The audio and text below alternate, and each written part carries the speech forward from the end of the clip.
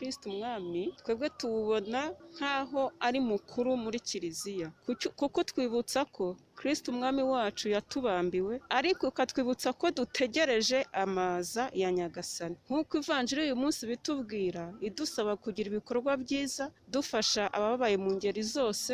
Urwo ni uruhare rw'umukristo kugira ngo yitegure neza kuzabana n'uwo mwami w'ijuru n'isi. Kristo umwami rero ni umwami usumba abami bose, abami b'isi yose bagomba gupfukamira, kuko ari we waremye ijuru n'isi.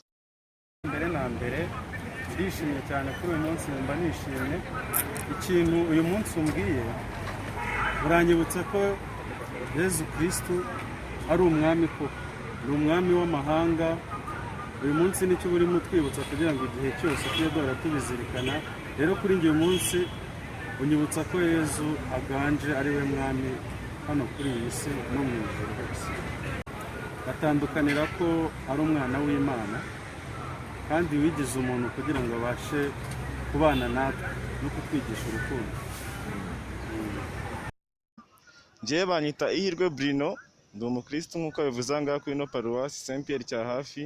Uyu munsi icya mbere nkuziho ni umunsi usoza umwaka wa liturujia. Rero ni umunsi mwiza kugira ngo turebe aho twavuye n'aho twagiye mu masengesho yacu cyangwa mu misengere yacu, dutere imbere. Umwaka ntugire muri make icyo udusiga nk'uko wadusanze. Rero kuri njyewe nk'ahangaha nsengera hari byinshi mpungukira, ndaririmba, nza gusenga buri munsi.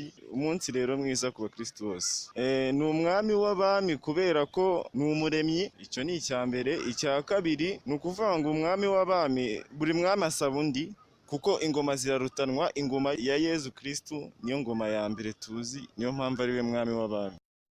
We can try to talk about what is written in the letter of St. Paul to the Philippians in chapter 2, where he says, all the knees shall bow and every tongue shall confess that Christ is King. This is simply a reminder that we have different kings, we have different kingdoms, but Christ is the most king we have, is the king of all the kings. And we might think of kingdoms. The kingdom of Christ is heavenly and it is the supermost.